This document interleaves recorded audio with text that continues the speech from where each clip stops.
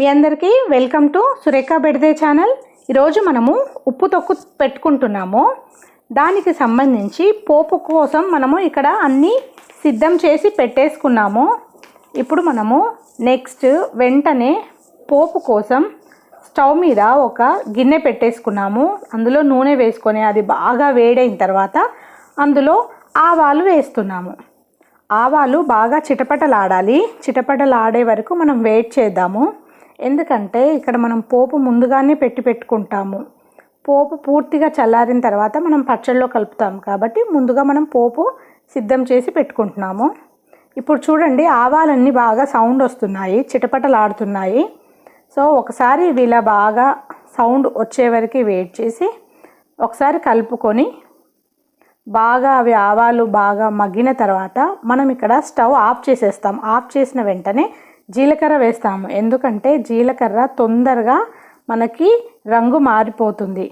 అందుకనే స్టవ్ కట్టేసిన తర్వాతే మనము జీలకర్ర, ఎండుమిరపకాయలు, కొద్దిగా మెంతులు, చాలా కొద్దిగా వేసుకోవాలి మెంతులు టేస్ట్ కోసం, వేసేసుకొని ఒక్కసారి కలుపుకొని ఇందులో కొద్దిగా పసుపు వేసుకుంటే మనకి ఇక్కడ పోపు రెడీ అయిపోయింది.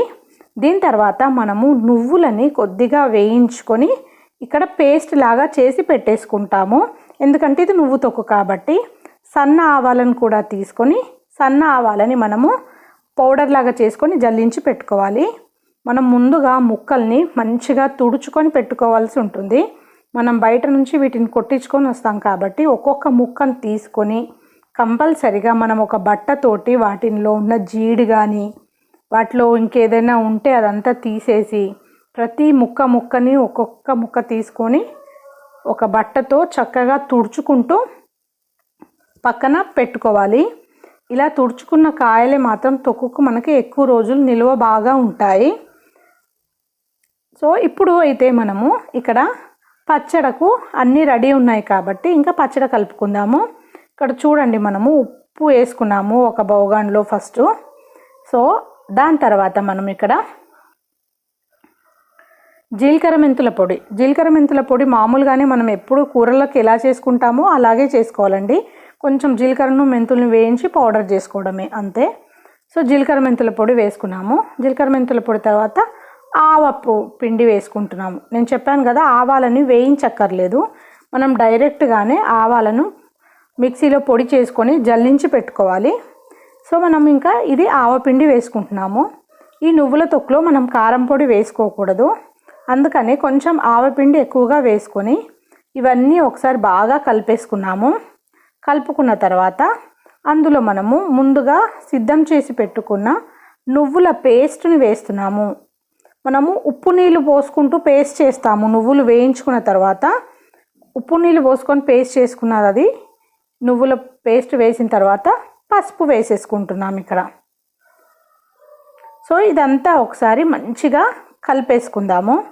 ఎందుకనంటే మనకు ఒక్కోసారి ఉప్పుల్లో కూడా ఉండలా ఏమైనా ఉంటే అంతా ఒకసారి మనము బాగా ఇక్కడ కలిపేసుకుందాము.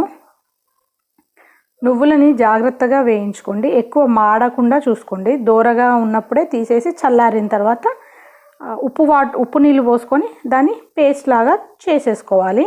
దాని తర్వాత ఇప్పుడు ఇందులో మనము ముక్కలు కొన్ని వేసుకుంటూ చూసుకుంటూ వేసుకుందాము. ఎందుకంటే ఒకేసారి వేసుకుంటే మనకి ముక్కలు ఎక్కువైపోతాయి.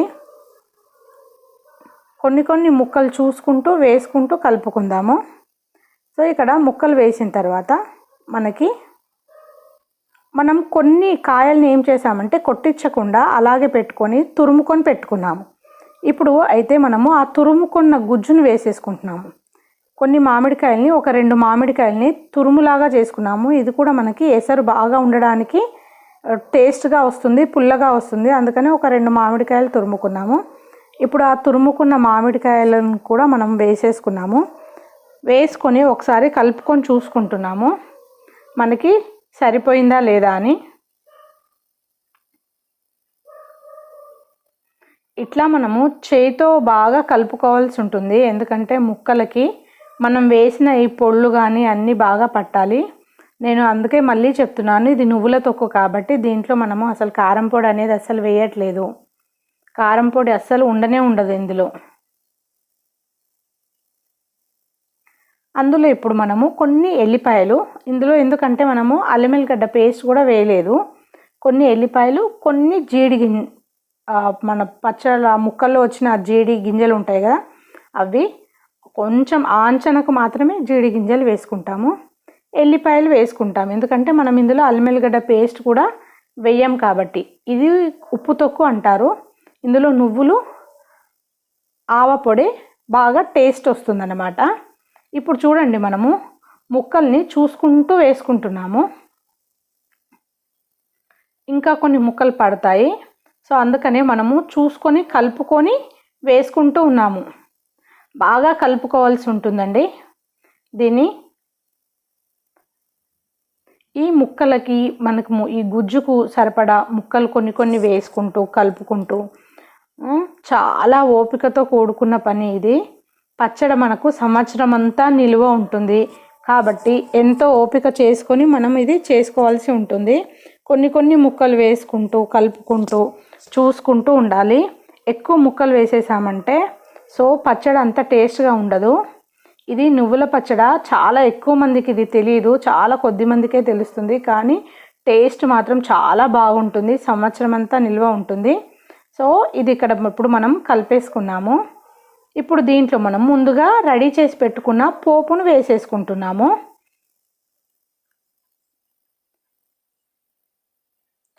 పోపు కూడా ఎక్కువ మాడిపోకుండా చూసుకోవాలి. పూర్తిగా చల్లారిన తర్వాతనే మనం ఇందులో పోపును కలుపుకోవాలి.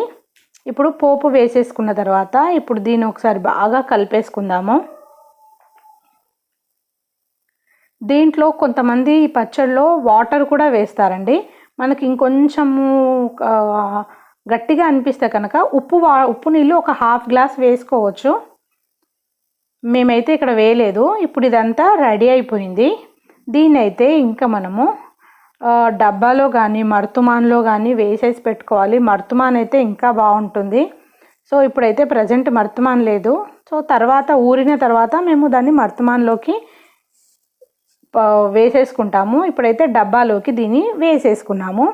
ఇక మన పచ్చడి అయితే ఇక్కడ రెడీ అయిపోయింది. చూడండి పచ్చడి ఎంత టేస్ట్గా ఎంత బాగా అనిపిస్తుందో. పైన మనకి నూనె చూసారా ఎలా తేరుకుందో అంతా నెక్స్ట్ డేకి.